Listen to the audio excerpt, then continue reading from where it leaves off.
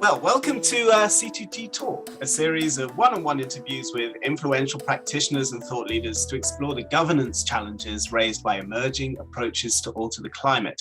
I'm Mark Turner with the Carnegie Climate Governance Initiative, and I'm speaking today with Amy Luers, who is global lead for sustainability science at Microsoft, which last year declared its intention to become carbon negative by 2030, in effect removing more CO2 from the atmosphere than it puts in. Prior to her current position, Ms. Luers was the Executive Director of Future Earth, which works with thousands of scientists and innovators from across the world to achieve sustainability.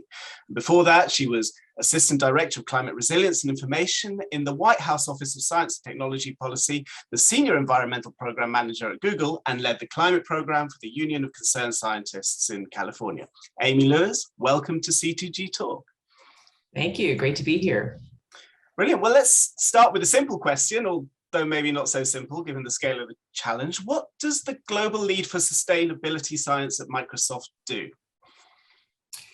Well, it's really exciting. About a year ago, I joined Microsoft to start a new program within Microsoft Corp on sustainability science. Now, Microsoft has a big research institution as well, where there's a lot of research that goes on, and I work and connect closely with them. But what they really wanted was a sustainability science inside of our corporation, because there's a recognition that to tackle the challenges of today in terms of sustainability, we need to combine science and technology and policy. And so my role, our team's role, is really threefold. On the one hand, it's to work with those program and directors that run our sustainability operations programs, the carbon program, the water program, the waste program, the ecosystems program, and help work with them to ensure that the work that we're doing is driven by science, and also happen to tackle the problems that evolve to do it right and continuously check that. We also work with customers and partners who are looking to drive towards sustainability and recognize that digital transformations are really an intertwined part of that journey. And finally, we work with partners in the science and technology and policy world to try to address problems that are bigger than ourselves, but they're really important for us at Microsoft to achieve our goals, which are really the goals that we all need to achieve in the world. So what are the very exciting challenge? Yeah, I can imagine. So what are the key principles and values that guide you in the work you do? I think that as a company, our sustainability science program is driven by science, and that's why they created this team. There's also a real awareness that this isn't going to be easy. We have to unpack and share the challenges that we have, and that's why we have put out reports every year, and where we're very clear on what are the challenges we have, what have we done, what haven't we done, and why. Because we really believe we have to learn together. And that idea of publishing what we've learned, but also working with others to publish in various different venues, to the corporate world, to the policy world, to the science world, to really advance together is important. And I think that collaborative nature, that learning nature, and recognizing we have to go through all spectrums is really important. So Microsoft recently made an ambitious pledge to become carbon negative by 2030. Well, what does it actually mean to go carbon negative, and what drove Microsoft to attempt this? Well, we know that the science says we have to get to net zero emissions by about mid-century. And if the world is going to get to net zero, then some have to do more than others, and those who can do more should do more, and that's the policy of Microsoft. And so we're really leaning in to do as much as we can, and in that short time period.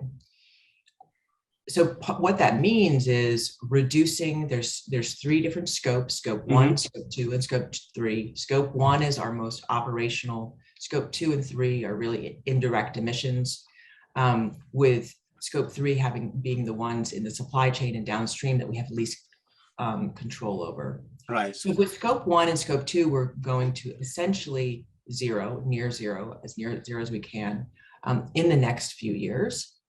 Scope 3 is harder because we'd have less direct emissions over it, control over that. We're working with our suppliers to have to find ways to help them reduce. We're working with our customers to incentivize reductions in the use of hydrogen.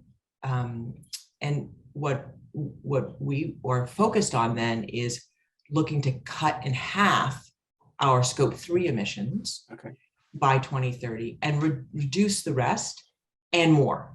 And eventually by 2050, remove all of the emissions that we have put into the atmosphere since the beginning of Microsoft in over 30 years ago.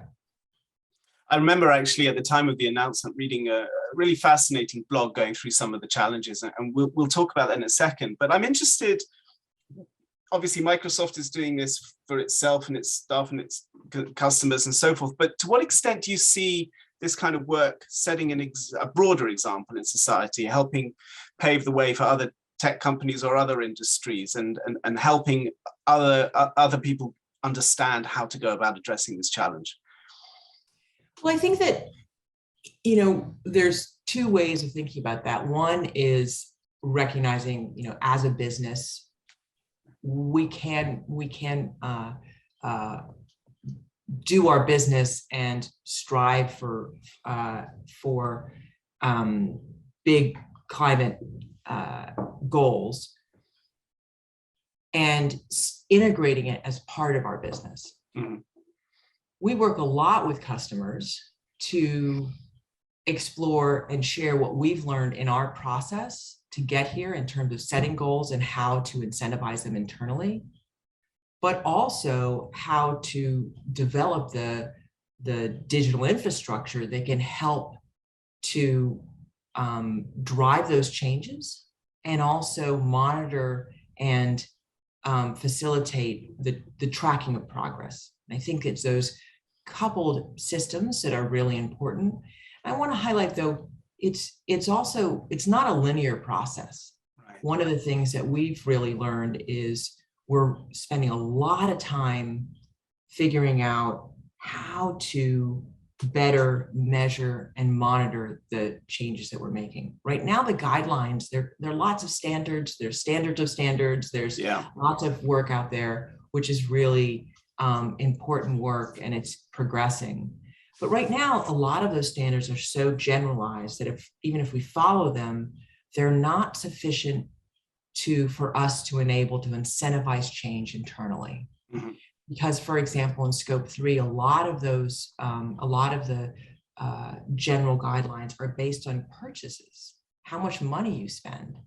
Well, that's not an incentive that allows us to track change, because it doesn't distinguish between, the purchases of different types or and changes, nuances and changes in emissions. So what we've done is really structured new ways to think about measuring the changes so we can incentivize internally with our carbon tax the different business groups to find the most accelerated path to decarbonization.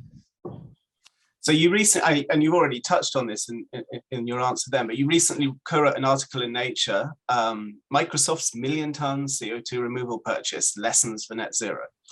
It was great, actually, and it explores a lot of the practical experience of putting this policy into practice, which is fascinating. Can you highlight some of the key findings of that paper? I was very interested. You talked about the bugs in the system, inconsistent definitions of net zero, poor measurement and accounting, an immature market. I'd love to learn a little bit about what you found in that paper and how the reaction has been to it. Yeah, so we wrote this paper again for the reason that I had highlighted before, is that we really want to share the lessons learned, because we all have to solve this problem together for us as a company to be able to solve ours. And one of the, as you highlighted, there are the 3 sort of key bugs in the system. And what we mean by that is a bugs in the system, it's in the computer science world, as you compile an algorithm that's going to calculate something for you, there are little sections of that program code that don't quite compute, that don't quite add up. And so you can spit out wrong numbers. And so the idea there is, we won't be able to run a system to get us to net zero as we want. And the reason those bugs, as we call them, that doesn't allow us compute is, one is in terms of the definition of thinking about what net zero is, that because there are so many different ways of thinking about what net zero is and shaming it, it's difficult for that to be a policy angle or a signal to even customers for choosing the company that they want to work with, and to also for holding companies accountable for the commitments that they've made. The second piece is how you measure the emissions reductions that we have made, or corporations have made, or suppliers have made, and also that the removal has made. So we have committed to remove more carbon than we have emitted. And so that, even though we start with emissions reductions, because as I explained in our scope 3 removal, which is difficult for us to have direct impact on, removal is a big part of it. And we intend to remove all of the emissions since 2050. So our focus there is to improve how we can measure and monitor and track and measure the removal, and but also invest in the markets that increase the supply of high quality removal. So in the measuring and monitoring of the removal of our investments today, because there are most of the supply that's available today is actually nature-based. Right. The importance of investing in the science, the technology, and the policy and governance structures to be able to measure and manage and ensure that the investments in nature are providing the support that or the contribution to tackling the climate challenge that we're asking of it is not a simple task, and we're investing a lot in that. And there are also issues of permanence there as well. There's issues of permanence, and there's also a lot of co-benefits of nature. So the challenge that we're all dealing with, of course, and I bring this up as a scientist in our group quite a bit, is we don't want to be investing in our landscapes for carbon. We want to be investing in our landscapes for the broad ecosystem services that they provide society, which is also critical for helping us tackle move through and manage this climate crisis. It provides a mitigation and a climate resilience key component, and thinking about that holistically is really important. So we can't give up on nature. Nature's critical for this whole piece. Right. And yes, there's going to be uncertainty in some of the permanence, but that doesn't mean we can give up in investing in nature. And this is an important avenue. However, we do recognize that in the long run, we need permanent removal. And that is why we have a climate innovation fund. Mm-hmm. Investing $1 billion into supporting early stage technologies and businesses that can be those answers to the future, which are going to provide that permanent, reliable, low cost carbon removal. And there are obviously quite a few ideas out there, some of which are more advanced than others and at different levels of readiness, from direct air capture to enhanced weathering and so forth. I guess it's still early days, but are you at this stage beginning to see any of these beginning to take off, beginning to show signs of more maturity, or is it really still we're at the ground floor? Well, we're tackling this from a number of fronts, from the Climate Innovation Fund, research components in various different areas, and in philanthropy and in our purchasing. A lot of the purchase that we do they're for high quality, but we also we bought more than 1 million tons, and some of those were actually what we saw as early stage had opportunity, wanted to invest in them, help them grow as a purchaser and as an investor, but didn't necessarily credit them to our balance sheet, if you will. So we do approach that in the whole range. And certainly our Climate Innovation Fund is scanning the field and making bets on the ones that they see as the big bets.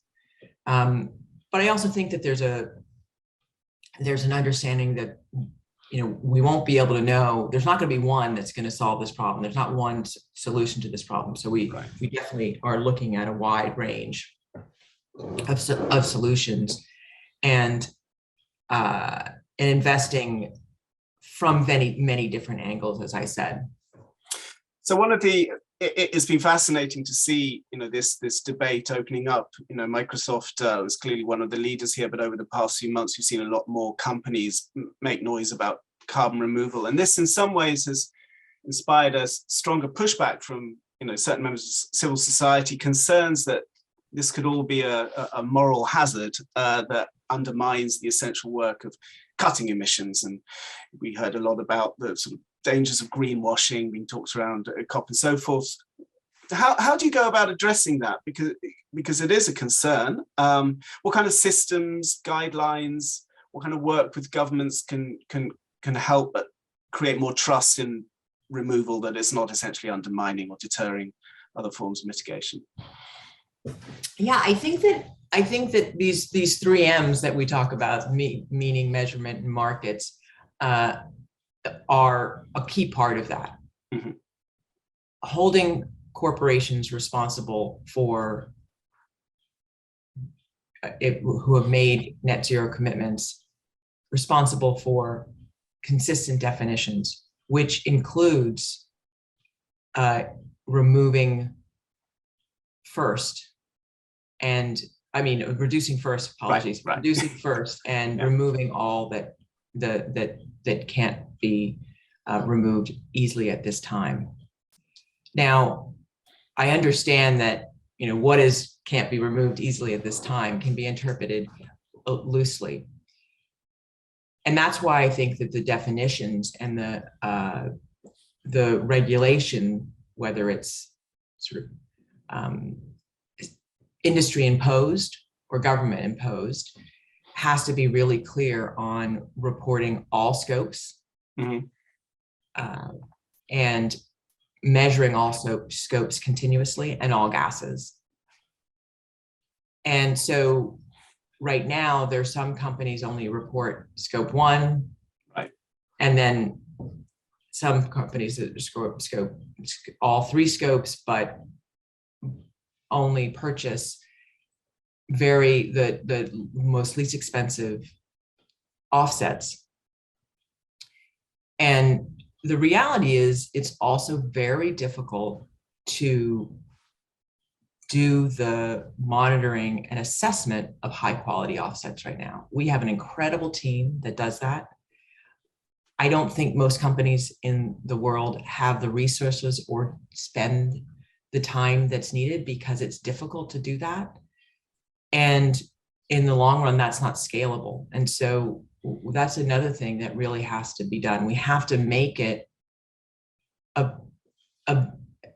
able to put into business operations to be able to solve these problems. Because right now, it's just too cumbersome to be able to scale. Right. I mean, even internally, we think about that a lot, and we get a lot of expert external reviews as well on these various systems. And I see these sometimes, and it says, you know, because the standards aren't on these different things aren't sort of at par right now. Yeah. Microsoft, you should develop your own criteria that by which to value it. And my feeling is, but that's not scalable, right? We need to have standards, but we can't. We have to have a system that allows people to invest in carbon removal in a way that's validated and graded. Right. What role can intergovernmental processes or initiatives play in those standards? The UN Secretary General has intense a group of experts to propose clear standards to measure and analyze net zero commitments. Do you see that as something in the realm of international governance, or is it something that different governments around the world in different countries are going to do? I think there's definitely a role. I think it's going to be hard to do in part, and a lot of that has to do with the fact that our international accounting system isn't sort of set up to be able to do that well, right?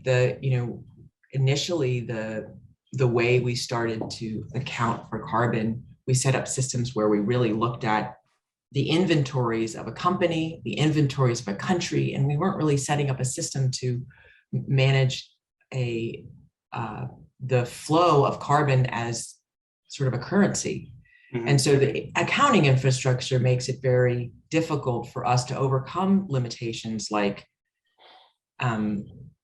double counting, leakage, and incomplete accounting, which really drives limited accountability.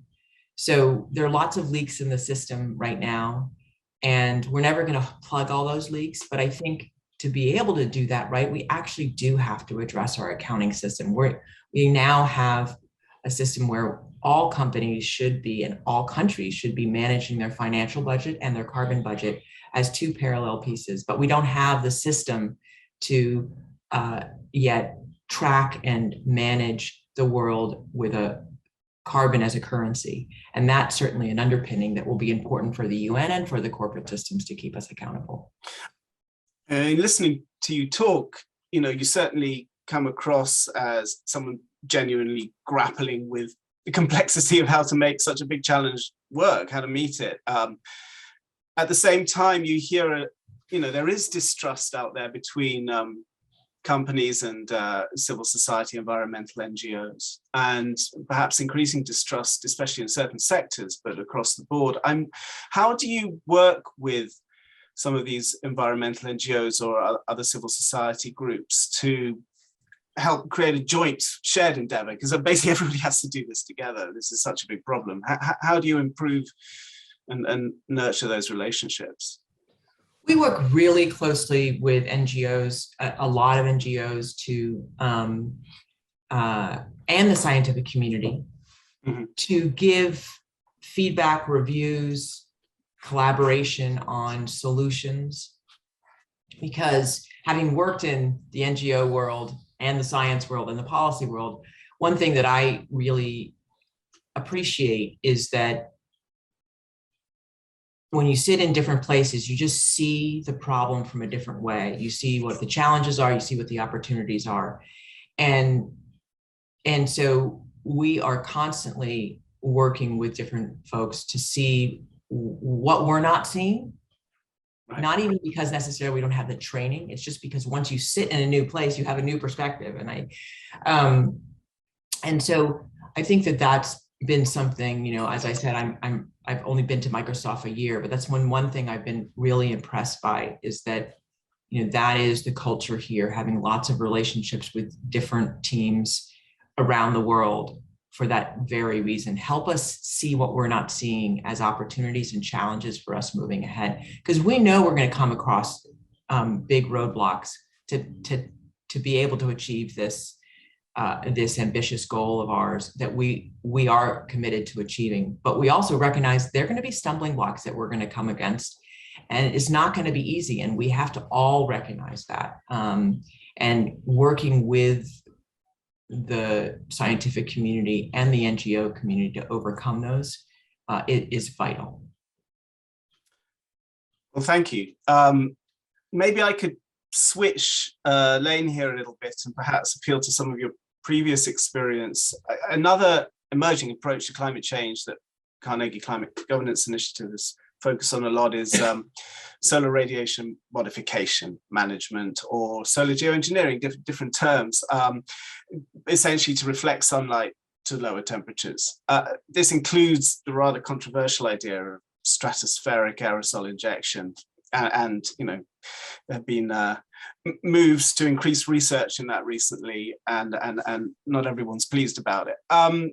Drawing on, I guess, your Future Earth experience, what kind of research is needed on this?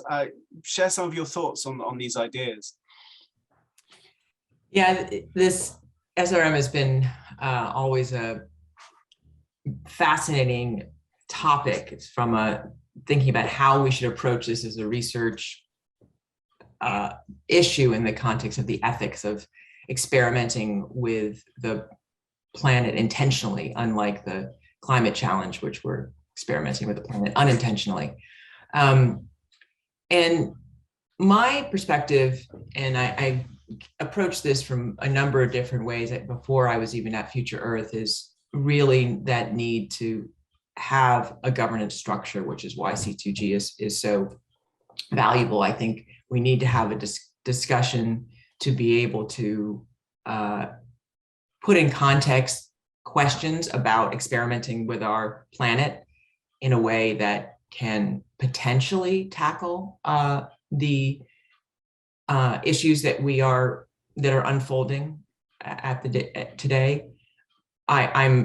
My instinct is that this is not something we ever want to do, but that being said, I do think it's valuable to be able to understand the implications of large scale changes that humanity can make, to be able to know, either how bad it is so we don't want to do it, what are things that could be done that are part of that, but how to manage if it also happens in a way that is sort of outside of our current control. So that governance structure is I think the key piece, not of governance of governments implementing it, but the governance of the research. And that is research itself.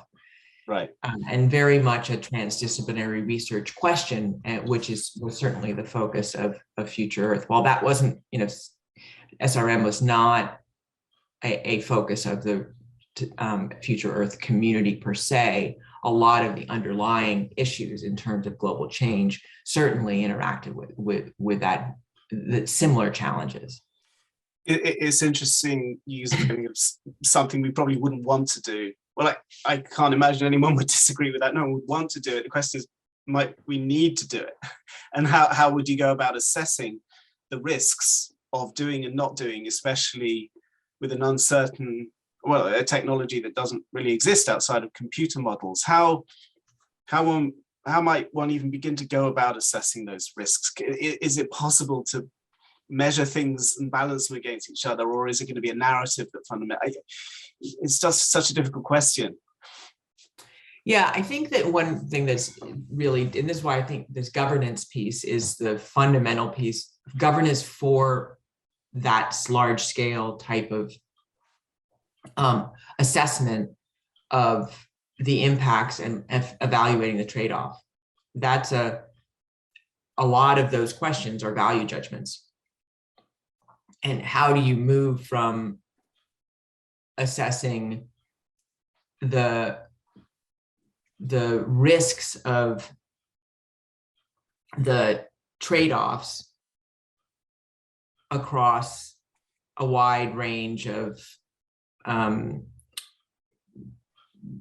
cultures, populations, different areas being affected, and not knowing that at a global scale, different generations. I don't think that there's a simple answer there. I do think that we can't ignore that that this is an option, or this is an option that people are thinking about, that might be that some populations in the world might see it as a necessary option.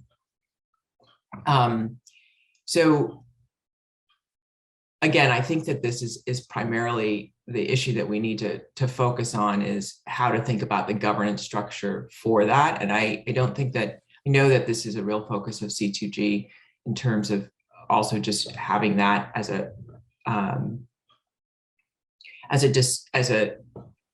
something that has to be in the narrative, because we need to recognize that it's potentially, it could be that society decides this is something we have to think about seriously, so let's be in advance. But I'm not sure how we get there in the context of the urgency of so many other things right now. Mhm. You previously worked in the White House. Maybe forgive me for asking this one, but to what extent is the US really back and regaining a leadership position on the climate crisis? And to what extent do you see the rest of the world responding to that? Well, we're certainly back compared to 3 years ago, in the sense of there's no doubt that there is been a shift for the better. It remains a challenging issue in the US compared to other regions, and that is continuously and a concern, a big concern in terms of the politics that is making it difficult for us to move forward in the US compared to, say, the EU. I'm confident that that what gives me confidence is that I think there's competition now in the corporate world to sort of see this as a business opportunity, not just something that we have to comply to. I think there's a lot of competition to find ways to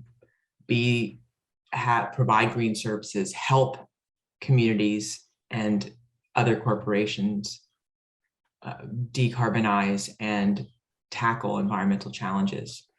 And that is very compelling. I think back on, right now, our sustainability program at Microsoft sits at the center and cross-cutting of the whole company.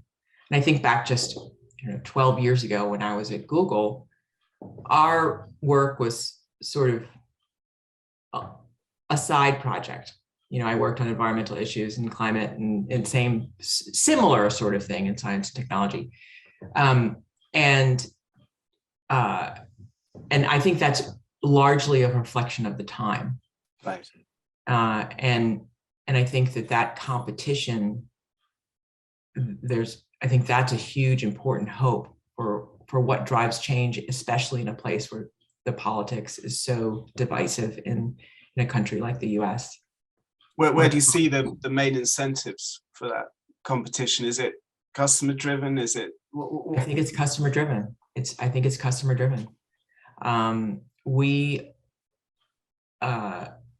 think our leadership, when are approached by a handful of problems at the very top, our CEO and our president on a regular basis, and of the very few topics that are continuously brought up, sustainability is at the top of that list.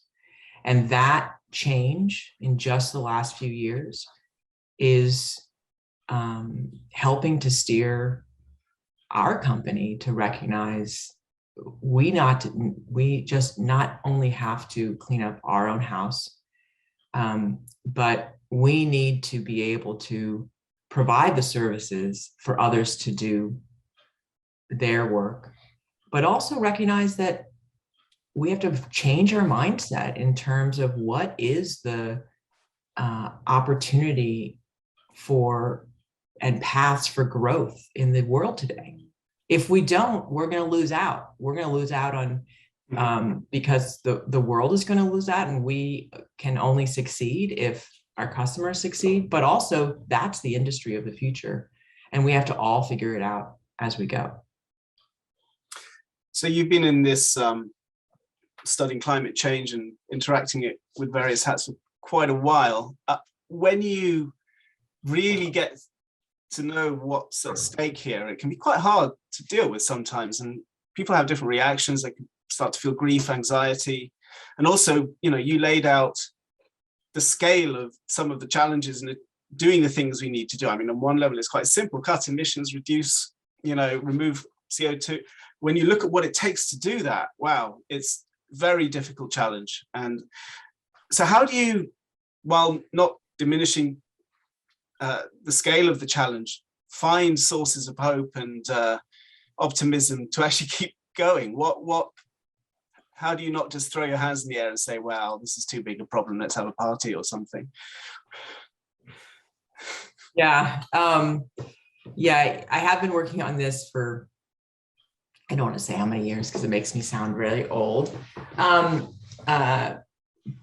But over 20 years. And I think that the hope is now.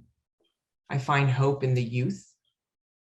Mm-hmm. I think that the youth's real awakening of needing to be agents of change is, I see this in my son, is really inspiring in a way that I don't think was quite as deep when I was my son's age.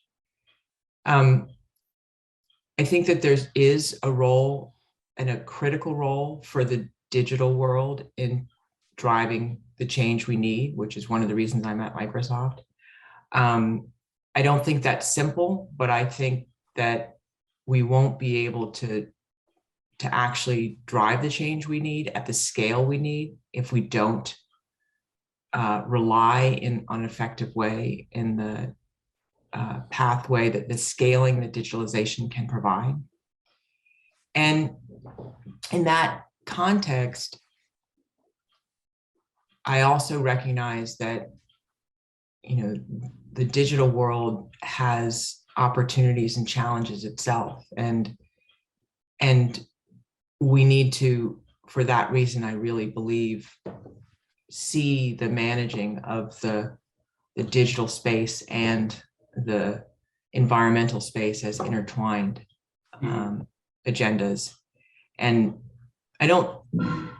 while I think there's a real recognition across the world that the digital transformation and the sustainability transformation are intertwined.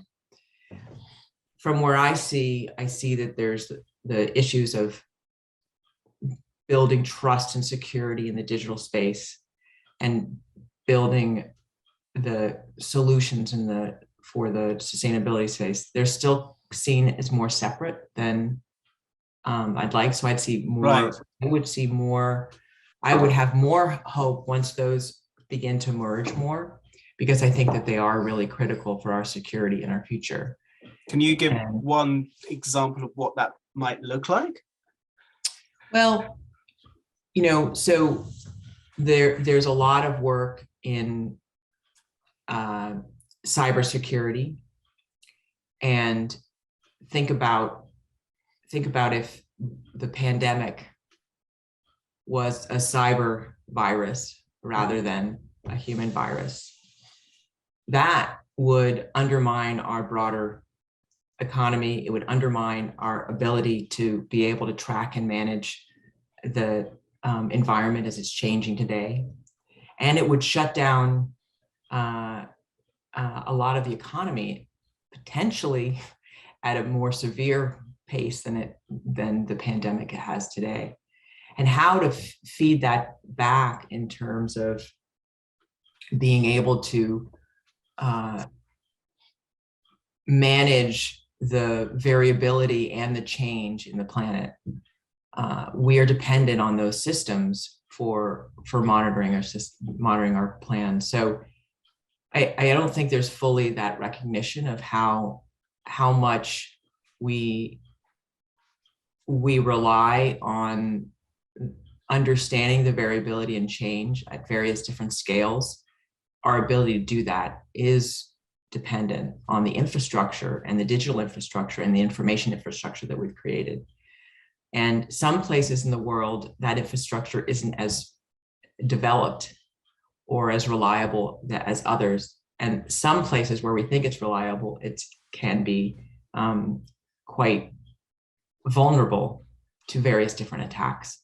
So that system that underpins not just our economy, but our ability to integrate signals from the planet to be able to manage that is really intertwined. And I think we need to think about that. Well, that sounds like a whole new CTG talk. Thank you so much, Amy Luers, for appearing on CTG Talk. It was a fascinating discussion. So thank you. Thank you.